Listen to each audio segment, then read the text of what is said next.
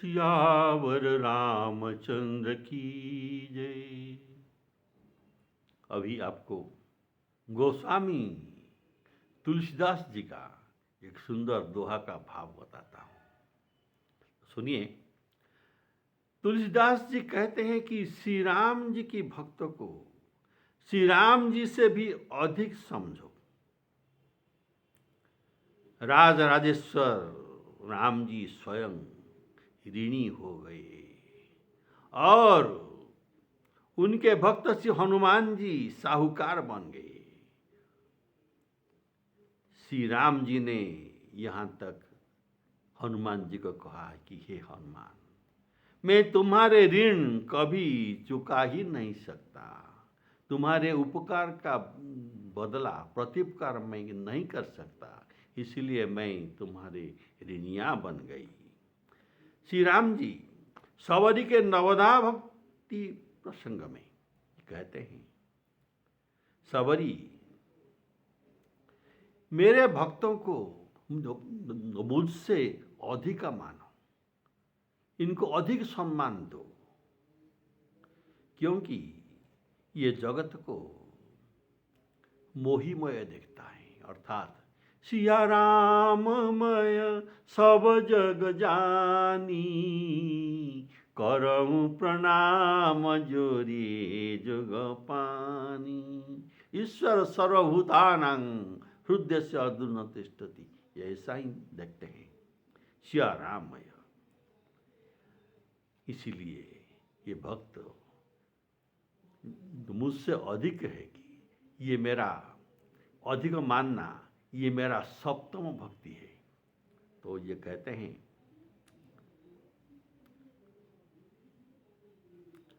और ये मेरे सप्तम भक्ति है, ये तो कहते हैं। और काकभूषण जी भी यही कहते हैं कि हे गौड़ जी, राम ते अधिक राम कर दासा होता है। राम जी के सेवक दास ये राम जी से भी बड़ा है। क्योंकि जैसे एक उदाहरण देते हैं, सागर में अथाह जल भरा हुआ है, पर यही जल किसी का काम नहीं आता। कैसे काम आता है? जब मेघ के द्वारा, मेघ के माध्यम से यह जल हमारे पास आता है, तब यह काम के देता है। तो तब हमारे ये जीवन बचाता है, ये जल जीवनदाता बन जाता है। हो ही जलद जग जीवन दाता। वैसे ही मैं जगत में परिपूर्ण हूं। श्री राम जी कहते हैं, मैं जगत में परिपूर्ण हूं, ऐसा जगह नहीं जहां मैं नहीं हूं। अर्थात मैं सब जगह परिपूर्ण हूं। और अगर ये बात सच है तो, और सबके हृदय में भी रहते हैं प्रभु,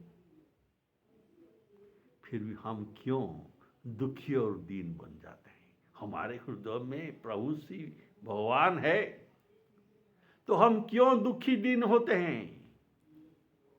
तो अस प्रभु हृदय बसत अभिकारी, सकल जीव जग दीन दुखारी। और अर्थात मैं उन्हें अपने अंदर होते हुए भी हम उनको नहीं पहचान सकते, ये अदृश्य भाव में है। पर मेरे संत, मेरे भक्त संत, ये मेरा ये दिव्य गुण को आपको आपके पास परिवेषण करते हैं। जैसे मेघ, अर्थात यहाँ देखिए राम जी को समुद्र बना दिया है, ये हमें उपलब्ध नहीं है, लेकिन संत मेघ बनकर इनका जड़, इनका गुण शोषण करके हमारे पास पहुंचते हैं। अगर संत नहीं होते तो हम राम जी को कैसे पहचानते? इसीलिए तो राम जी कहते हैं मेरे भक्त मुझसे ये बड़े हैं। और देखिए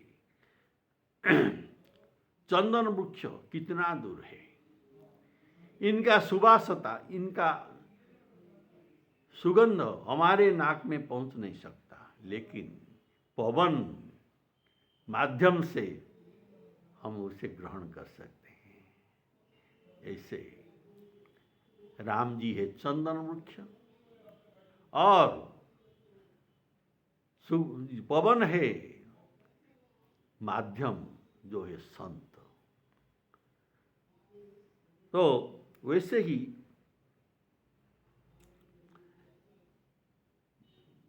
बोलिए श्यावर रामचंद्र की जय। तो इसी भाव को लेकर गोस्वामी जी कहते हैं दुहाबड़ी में, राम भगत तुलसी राम हुते अधिक,